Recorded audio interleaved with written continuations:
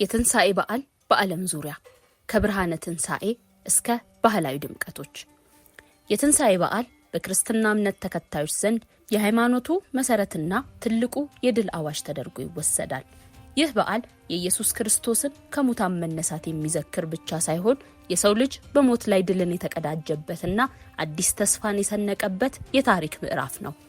በዓለም ዙሪያ የሚገኙ የተለያዩ ህዝቦች ይህንን ታላቅ ዕለት እንደየባህላቸውና እንደየአካባቢያቸው ልማድ በተለያዩ መንገዶች ያከብሩታል።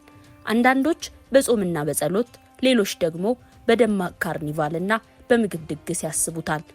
በዚህ ዶክመንተሪ ጽሑፍ የትንሣኤን በዓል ከመፍለቂያው ምድር እስራኤል ጀምሮ እስከ አፍሪካ፣ አውሮፓና አሜሪካ ያለውን አስገራሚ የአከባበር ስርዓት በዝርዝር እንቃኛለን።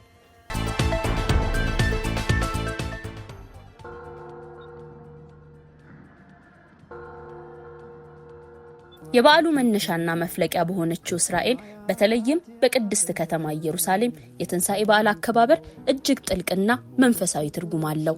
በዓለም ዙሪያ የሚገኙ በሚሊዮኖች የሚቆጠሩ ምዕመናን የክርስቶስን መከራና ትንሣኤ በአካል ለመሳተፍ ወደዚች ከተማ ይተማሉ። የአከባበሩ ዋነኛ ማዕከል የጌታ መቃብር ያለበት የቅዱስ መቃብር ቤተ ክርስቲያን ነው። በትንሣኤ ዋዜማ ቅዳሜ የሚከናወነው የቅዱስ እሳት ሆሊ ፋየር ስርዓት በዓለም ላይ ካሉ አስደናቂ ዓመታዊ ክስተቶች አንዱ ነው። በሺዎች የሚቆጠሩ አማኞች ሻማቸውን ይዘው በታላቅ ጉጉትና ጸሎት ይጠባበቃሉ። ከጌታ መቃብር በታምራት የሚወጣው ብርሃን መላውን ቤተ ክርስቲያን ሲያጥለቀልቀው ምዕመናን በደስታ በእልልታ ይሞላሉ።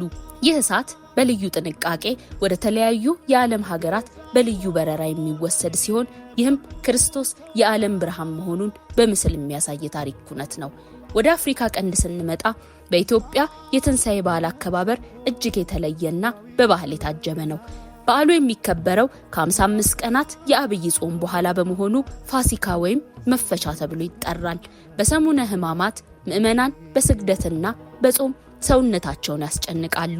ይህም የክርስቶስን መከራ ለመካፈል የሚደረግ መንፈሳዊ ጉዞ ነው። በትንሣኤ ዋዜማ ሌሊት የሚከናወነው የቤተ ክርስቲያን ስርዓት እጅግ ደማቅ ነው።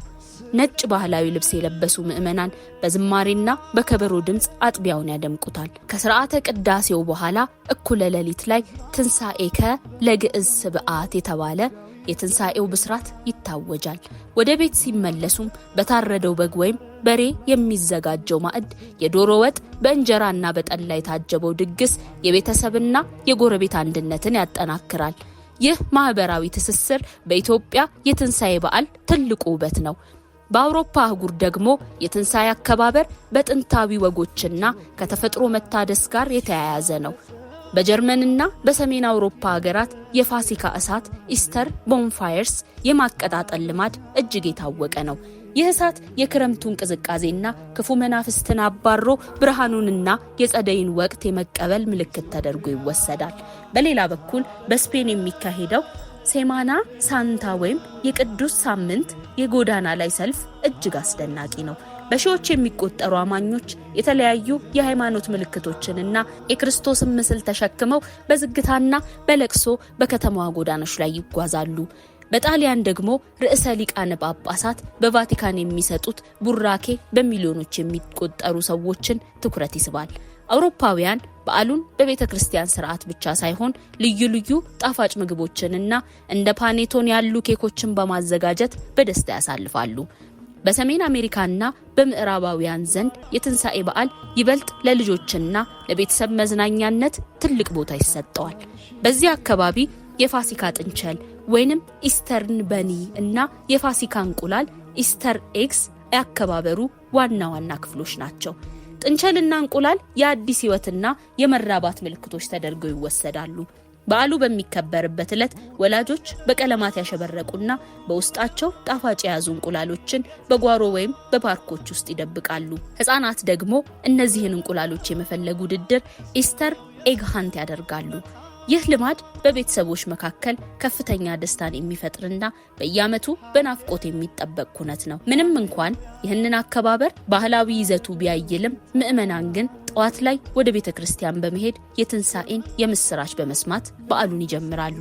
በመጨረሻም በላቲን አሜሪካና በፊሊፒንስ የሚታየው አከባበር እጅግ ስሜታዊና የክርስቶስን መከራ በአካል የመለማመድ ያህል ነው። በመጨረሻም በላቲን አሜሪካና በፊሊፒንስ የሚታየው አከባበር እጅግ ስሜታዊና የክርስቶስን መከራ በአካል የመለማመድ ያህል ነው። በፊሊፒንስ ውስጥ አንዳንድ ምዕመናን የክርስቶስን መከራ ለማሰብ ራሳቸውን እስከ መግረፍና በመስቀል ላይ እስከ መሰቀል የሚደርስ ጠንካራ ሥርዓት ይፈጽማሉ። ይህ ለብዙዎች አስደንጋጭ ቢሆንም ለእነርሱ ግን ጥልቅ የሃይማኖት ፍቅርና የመንፈስ እርካታ መግለጫ ነው። በብራዚልና በሜክሲኮ ደግሞ ታላላቅ የጎዳና ላይ ድራማዎች ይቀርባሉ። በአጠቃላይ የትንሳኤ በዓል በዓለም ዙሪያ በተለያዩ ባህሎችና ልማዶች ቢከበርም አንድ የሚያደርገው ትልቁ እውነት ግን የህይወት በሞት ላይ መነሳትና የሰው ልጅ ተስፋ ዳግም መለምለሙ ነው። እያንዳንዱ ሀገር የራሱን ቀለም ቢቀባውም የትንሳኤ ብርሃን ግን በሁሉም ልብ ውስጥ አንድ አይነት የደስታና የሰላም ስሜትን ይፈጥራል። አዛኝቷ ማርያም እናታችን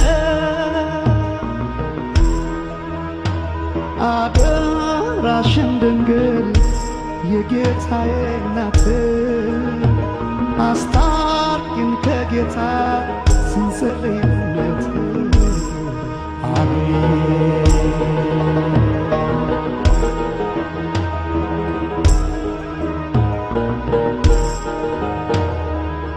ኢትዮጵያ ታበሳነ ይደውያነ አብ እግዚአብሔር ሃሌሉያ።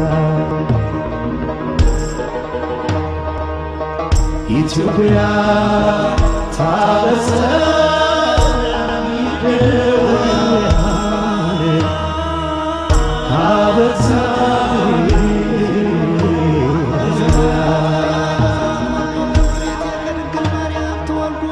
ኢትዮጵያ ታበሳነ